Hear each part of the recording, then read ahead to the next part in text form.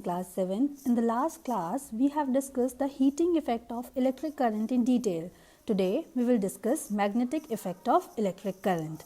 Basically, last class में जो हमने चीज़ें डिस्कस की थी, when electric current is passed through a circuit, that electric energy is converted into heat energy and light energy, due to which the heating effect was arised. In today's class, we will study when electric current is passed through a conductor, how it produces a magnetic effect. So this magnetic effect concept was first of all discovered by Hans Christian Oersted in the year 1820.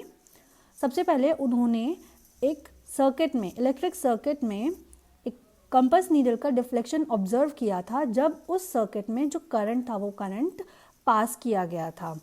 इन्हीं findings के basis पर उन्होंने एक experiment conduct किया था. उस experiment के basis पर उन्होंने कुछ रिसर्च या हम बोल सकते हैं रिजल्ट जो थे, प्रैक्टिकल रिजल्ट, वो प्रैक्टिकल रिजल्ट्स एस्टैब्लिश किए. क्या रिजल्ट एस्टैब्लिश किए? उन्होंने बताया when electric current is pass through a conducting wire, यानी कि जब इलेक्ट्रिक करंट एक कंडक्टिंग वायर के थ्रू पास होता है, it behaves like a magnet. वो एक मैग्नेट की तरह बिहेव करता है. In other words, we can also say that current carrying conducting wire produces a magnetic field. जैसे जैसे करंट की इंटेंसिटी बढ़ती जाती है बेटा, वैसे वैसे ही जो मैग्नेटिक फील्ड है उसकी मैग्नीट्यूड यानी उसकी भी इंटेंसिटी इंक्रीज होती जाती है. इस चीज़ को स्टडी करने के लिए we will conduct an experiment. यहाँ पर इन्होंने एक एक्सपेरिमेंट शो किया है. देखिए, सबसे पहले हमें क्या करना है, आप पिक्चर देखिए. पिक्चर में व्हाट दे हैव डन, हमें एक कार्डबोर्ड का पीस लेना है. उस कार्डबोर्ड के पीसेस में हमें 2 होल्स करने हैं, कुछ इस तरीके से जैसे आपको पिक्चर में शोन है. फिर उसके थ्रू आपको एक कंडक्टिंग वायर, एक मेटालिक वायर पास आउट कराना है. उस कंडक्टिंग वायर को आपको एक बैटरी से कनेक्ट करना है, लेकिन बैटरी से कनेक्ट करने से पहले आप एक मैग्नेटिक कंपास को उस सर्किट के, इलेक्ट्रिक सर्किट के पास रखेंगे और उसे, उस कार्डबोर्ड की पोजीशन को आप जब तक मूव करते रहेंगे तब तक जो कंपास है या मैग्नेटिक नीडल है वो हमारी नॉर्थ साउथ डायरेक्शन में अलाइन नहीं हो जाती है. ठीक है, जब हमारी जो मैग्नेटिक कंपास है वो नॉर्थ साउथ डायरेक्शन में अलाइन हो जाएगी, उसके बाद हम उस सर्किट को बैटरी से कनेक्ट कर देंगे. जब हम बैटरी से उस सर्किट को कनेक्ट करेंगे, what you are going to observe is, ये जो हमारी नीडल सबसे पहले नॉर्थ साउथ में हुआ करती थी, अब वो डिफ्लेक्ट हो जाएगी जैसे as soon as you will connect the circuit with a battery.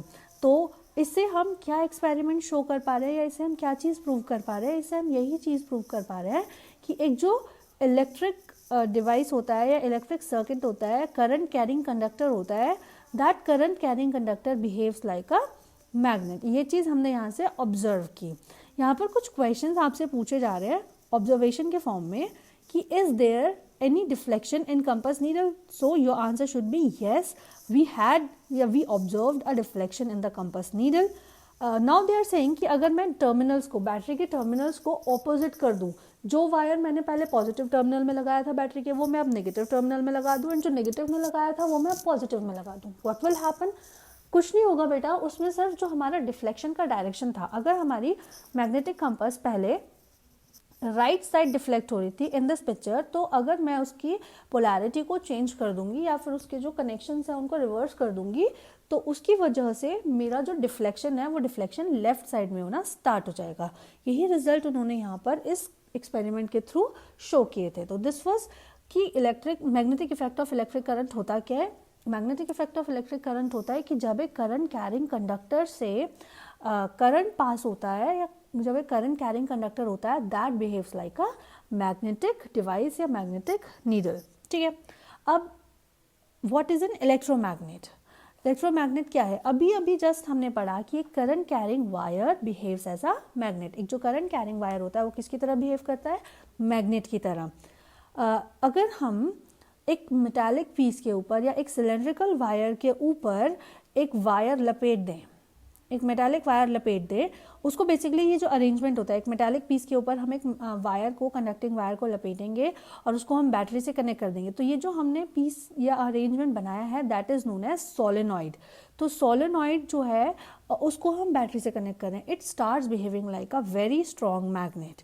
ठीक है, now if you place a place a piece of soft iron inside the coil and pass electric current through the coil, it will start behaving like a magnet. लेकिन वो सिर्फ कब तक magnet की तरह behave करेगा, जब तक आपका जो बैटरी है वो आपके सेल के साथ वायर के साथ कनेक्टेड है.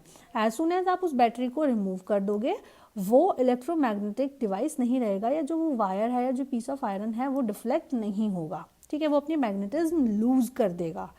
The substance around which the coil is bound, ये जो आपको सब्सटेंस दिख रहा है ब्लू कलर का यहाँ पे, जिसके अराउंड हमारी जो वायर हमने रैप किया है, उस सब्सटेंस को हम बोलते हैं हमारा कोर, CORE, कोर. और वो सॉफ्ट आयरन का बना हुआ होता है. The soft iron core embraced by a current carrying coil which shows appreciable magnetic effects. यानी कि यही बता रहा है कि हमारा जो सॉफ्ट आयरन कोर होता है उसके ऊपर हमने एक करंट कैरिंग वायर लपेट दिया है, वो हमें अच्छी खासी अमाउंट का मैग्नेटिक फील्ड जनरेट करके देता है, जिसको हम इस पूरे अरेंजमेंट को हम क्या बोलते हैं बेटा, इलेक्ट्रोमैग्नेट. ये जो इलेक्ट्रोमैग्नेट है, उस इलेक्ट्रोमैग्नेट की स्ट्रेंथ को हम चेंज कर सकते हैं. कैसे चेंज कर सकते हैं?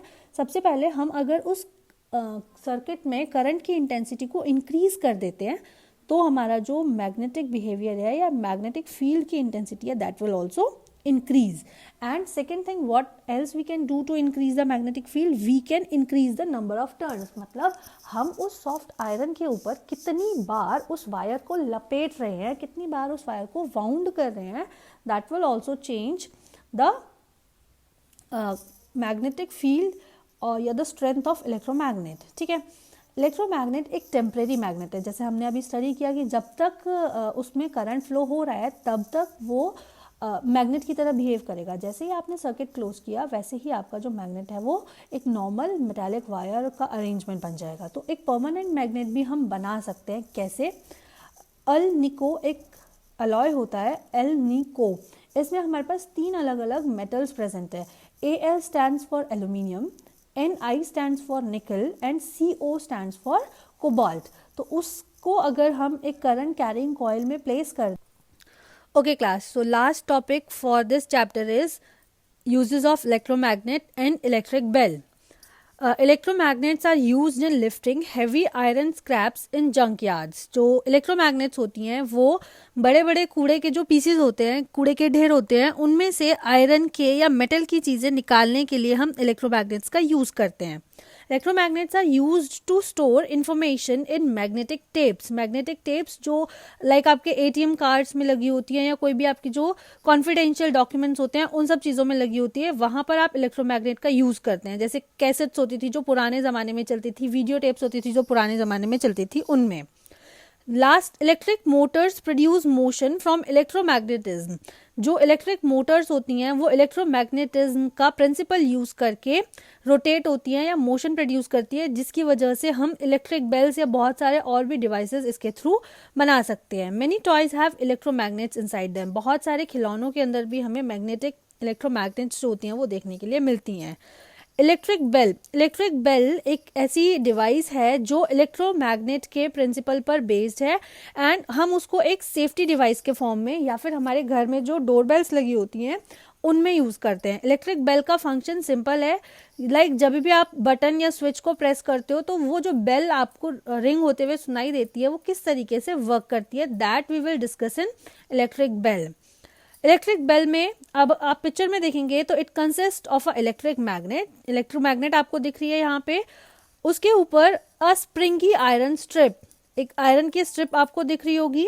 अ हैमर का काम होगा जो बार बार स्ट्राइक करेगा, जिसकी वजह से आप वो रिंगिंग साउंड सुन पाएंगे.